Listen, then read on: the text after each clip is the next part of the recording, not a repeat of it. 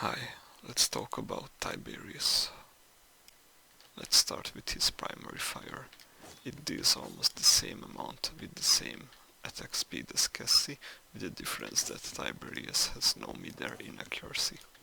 The bounce is a nice addition, although it is not really reliable. It may be used to shut down some flank routes, for example on Ascension Peak, where you use the narrow corridors to run away or chase enemies. You can still throw some chakrams after them to maybe kill them or keep them at bay to not chase you.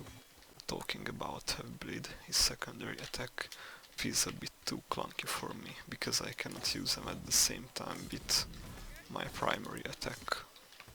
Although it deals a bit more damage than your primary fire, it's not advised to use it as a so-called burst ability. The only exception is when you use Tigron's Fury, where you can detonate your weapon without wasting time. In combat trance your attack speed becomes 0.4, so you are launching a chakram every 0.4 seconds, which means that you are capable of dealing much more damage than most damage dealers when activating combat trance. If you would like to use the Vicious Assault legendary card, please keep in mind that wherever you start from, your leap distance is almost the same without the card. So let's say that I landed at the third milestone. If I'm looking up, or I'm trying to achieve maximum distance, I'm still going to land around this point, unless there is something in my way, of course. So keep in mind that if you would like to use this legendary card, then this is a general path that you're writing down with your character. During your ultimate ability, your left click allows you to dash through even through air, and while channeling left click you are immune to damage until you land on the ground.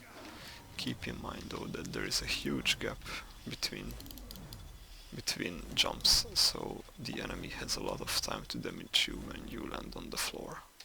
Maybe they will use their burst cooldowns or burst abilities when you land to finish you off quickly.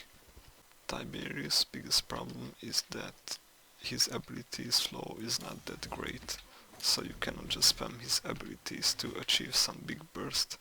Even your escaping or engaging ability has a wind up time. It's true that you can shoot chakrams in the meantime. Another problem might be that after you use your combat trance, all your chakrams are gone, so you have to reload. Although with combat trance you are capable of shooting out 10 chakrams, not only 9.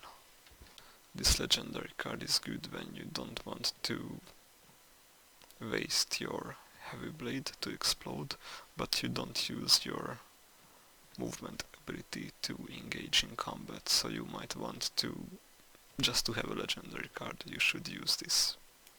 With this legendary card you can even cheese enemies. If they would try to follow you, you can lodge your weapon into the ground, and when they would come close, you can just detonate it and deal some massive amount of damage quickly.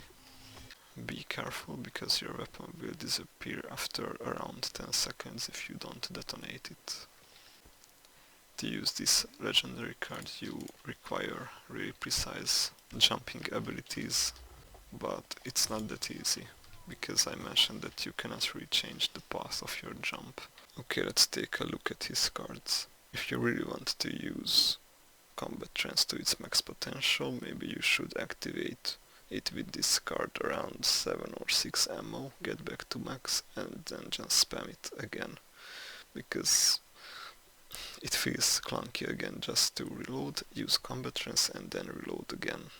This is a really useful card. You should aim for either having combat trance as much as possible up, or have your ultimate as much as possible. This is self-explanatory. This too, but with cauterized this gets too weak. And even behind walls you cannot really heal up because then you waste your burst ability. This is self-explanatory. Let's actually see how far can we get with this.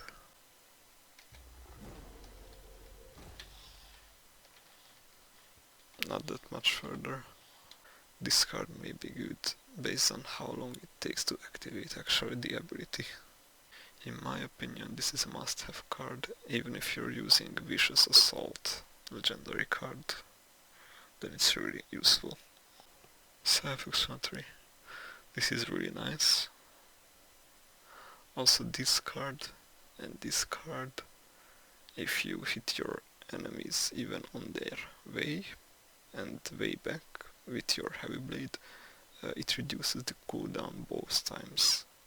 Although keep in mind that with the Tyrant's Fury legendary card, it only reduces the cooldown if you hit someone on the way. When you explode, it doesn't count as a cooldown reduction, even if it hits someone. This is self-explanatory. Self. If you want to use your combat trance to its max potential, then use this card on level 1. I really think that you either should go and aim for something that is working around combat trance and ultimate, so this is a really good card for both, or something that relies on having much HP and surviving as long as possible, so Charisma, Beast Slayer and something else that gives you shield, for example this, or something else. Or Primal Haste maybe. Thanks for watching and we'll see you soon.